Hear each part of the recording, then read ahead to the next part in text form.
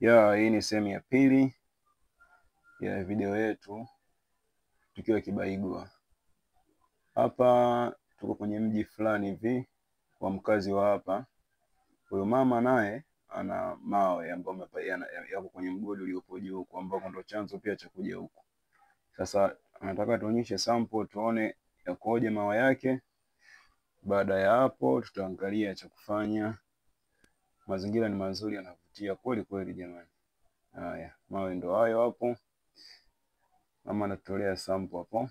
Nikisema mawe jamani ni madini. Hiyo ndo sample ambayo mama anaitoa hapo.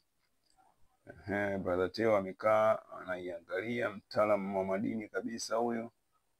Mama ndo mwenye mawe hayo hapo. Alafu kulia hapo ni brother, anamuita brother Winston, ambaye ni mwenyeji wetu tukiwa tuko hapa. Mawe ni mengi kweli kweli, mawe ni aina nyingi. Madini ni mengi kweli kweli yaliyopo huku, ambayo wakazi wa huku Kibaigwa wanafaidika na mgodi huu mpya ambao umegunduliwa. Kwa kina mama ni wachimbaji wadogo wadogo, ambao watu wakishachimba wao wanaokota ile mabaki yale masalia.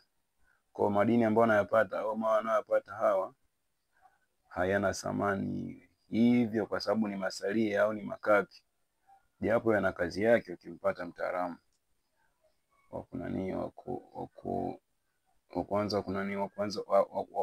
wa kuyafanyia kazi haya mawe yenyewe. Sasa kama tunavyoona ni meupe kidogo hapo. Ngoja tumsikilize mama mwenyewe atuambie mawe yanaitwaje, ni aina gani na thamani yake ni hipi. Huyu mama mwingine naye ana sample, naye amekuja muongezeka mama wa pili, huyu ni jirani. Kwa naye ametuletea na sample yake kuona. Kwa ngoja tuone hapo. Kwa Kiswahili inaitwaje? Anaga Kiswahili. Anaga Kiswahili. Haya mama, kwa Kiingereza anaitwaje? Hebu tuone tuweke hapo. Eti.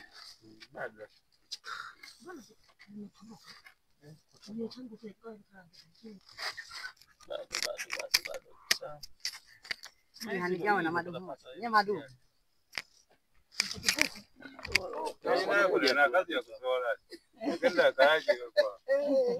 Sasa mkienda ngoja tunape siri. Mkienda huko kuangalia mawe, usikia mama, usichukue kama haya.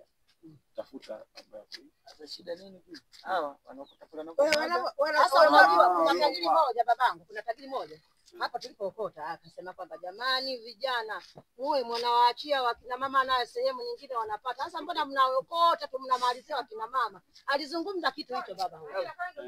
Sasa nikasema kwamba kumbe wenzetu wanaokota wale tena wanaoingia ndani tena wanaokota ukwale tunayookota.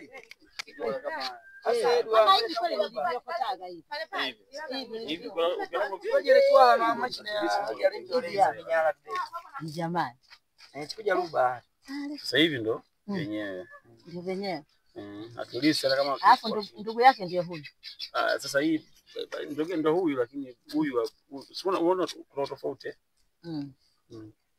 Baba huyu ameng'aa sana kuliko huyu. Sasa ndo wa ndani. Lakini mule pembeni. Mpaka umpate huyu. Mpaka umpate huyu. Maana umeanzia unaanza kwa huyu. Sasa bwana, sasa hizi ndio pure gem. Hapa. Sasa na hapo nyewe bado hajakolea. Ukiingia ndani zaidi unapata ambayo. Ngoja utayaona. Tunaenda kuona hapo na simu unataka watoto wawili.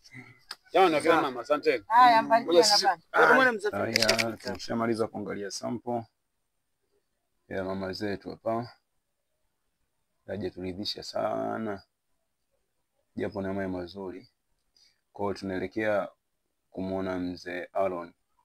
Ambaye mzee Aaron ni mmoja kati ya wachimbaji wa muda kidogo, japo ni mchimbaji wa kawaida, lakini anafahamu vitu vingi kuhusiana na haya mawe. Kwa hiyo nataka twende kwake tukajifunze mawili matatu.